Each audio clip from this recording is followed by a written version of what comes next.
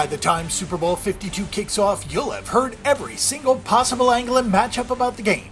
With 2 weeks between the conference championship weekend and the biggest game of the year, analysts are droning on 24/7 about the X's and O's, the coaches, the field, and the major and minor injuries. The New England Patriots will face the Philadelphia Eagles at US Bank Stadium in Minneapolis, Minnesota. The Patriots open favored by 5 points with a total at 48 for the big game.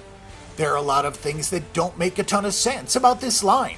The Eagles were a field goal underdog at home to Atlanta in the divisional round and Minnesota in the NFC Championship. Considering home field in the playoffs is easily worth 3 points, those two lines suggested that the Eagles would be catching 6 points on a neutral against those two NFC foes. Now, as we get ready for the neutral site Super Bowl, the Eagles are only getting 5. New England looked beatable against Jacksonville and Philadelphia did not against Minnesota, but this line seems to have over-adjusted based on the results of 1 week of action. The Philadelphia Eagles fly into this game with back-to-back outright upset wins in the playoffs, a 15-3 straight-up record and a 12-6 against the spread record. The Patriots have identical marks. The Patriots failed to cover for just the 9th time over the last 37 games in last week's win over Jacksonville. Philadelphia had dropped 4 of 5 against the spread to end the regular season, but has gotten back on track in the playoffs. Make no mistake, this is a tricky handicap. We have 2 data points of Nick Foles against playoff teams. Foles started regular season games against the Giants, Raiders, and Cowboys, but that Week 17 finale against Dallas meant nothing, and the Eagles played like it in a 6-0 shutout. Through 2 playoff games, however, Foles is 49 of 63 for 598 yards with a 3-0 touchdown interception ratio. He's only been sacked twice and has nearly 10 adjusted net yards per pass attempt and 9 net yards per pass attempt. There have been big plays, and he has spread the ball around really nicely while not turning it over. The eye test was a lot kinder to Nick Foles against the exceptional Vikings defense in the NFC Championship game than it was against Atlanta, but it seemed like Foles really settled down and the coaching staff had the right plan in place. Zach Ertz caught all 8 targets for 93 yards. Alshon Jeffrey caught 2 touchdowns and all 5 of his targets. Torrey Smith caught 5 of 7 targets for 69 yards, and Nelson Agholor caught 3 of his 4 targets for 59 yards. The Eagles had 13.5 yards per reception against the vaunted Minnesota defense and were 10 of 14 on 3rd down. There are a lot of guys to cover and key in on with this Eagles group of skill position players, and that will be a challenge for Patriots DC Matt Patricia. It certainly looks like head coach Doug Peterson and offensive coordinator Frank Reich have put Foles in a position to succeed. Lost in the surprise about Foles and his performance is the fact that this defense has been quite good. The goal line stand in the divisional round is the reason why the Eagles are here. Through 2 games, the Eagles have allowed 614 yards and just 2 touchdowns. They have 4 sacks, 3 takeaways, and Matt Ryan and Case Keenum combined for less than 6 yards per pass attempt and only 50 completions on 84 attempts.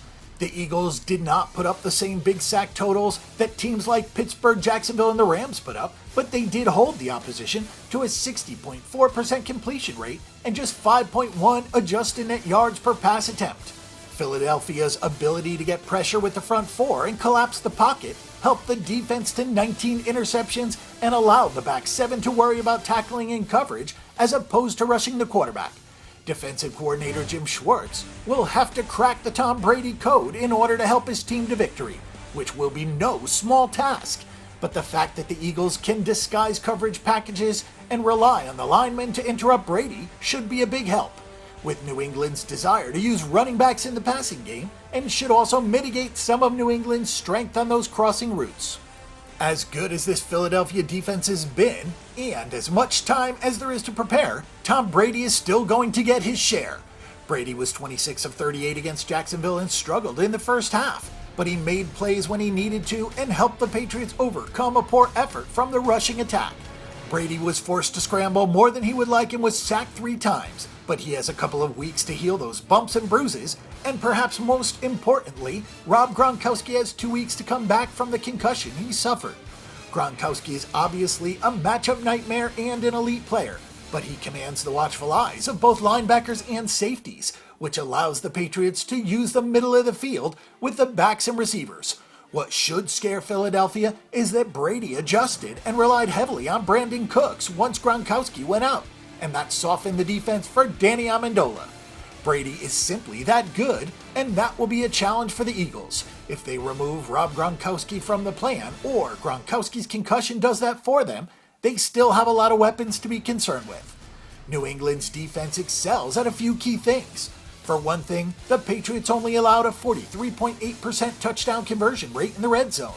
Teams moved the ball, but scheme won out for Matt Patricia's defense. That was the fourth best mark in the NFL. Philadelphia, meanwhile, ranked 20th at 55.3%, so we'll see if that comes into play in the Super Bowl. New England's team speed has been a question throughout the year, and that weakness is mitigated when things get bunched up inside the 20. So it stands to reason that the Patriots would excel there when they failed in a lot of other defensive areas. Head coach Bill Belichick and Matt Patricia often find ways to neutralize the opposition's best player, which might be Zach Ertz for Philadelphia as far as skill players go. But the Eagles are a lot like the Patriots in that their collective cast of running backs and receivers features guys that can make plays and step up if somebody else slacks off. We'll have to see who draws the most attention from the New England defense and if the corners can hold up in single coverage, if that's what it takes to slow down Ertz. As usual, we'll have to consider some of the intangible elements of the Super Bowl. The Patriots have been there and done that. Tom Brady has won MVP 4 times in his 5 Super Bowl wins. The one time he did not came in Super Bowl 39 against the Eagles, and Deion Branch won the honors. The Eagles have not been down this road many times, and Nick Foles now finds himself under the brightest lights of his career. At least Carson Wentz went through the NFL draft hoopla, so he did a lot of interviews and media. Most of the Eagles have not, and that can be draining in the lead up to the game. Similarly, Belichick, Josh McDaniels, and Patricia have been through this, whereas Peterson never has. The Patriots just certainly have a lot more experience in this situation. This is not a strong opinion on which way the game will go. You could see where the money goes and how the market plays out, and there's plenty of value in this game on props. The Eagles present some problems for the Patriots because of how well they can cover short and intermediate routes, since they don't sacrifice much with blitzes.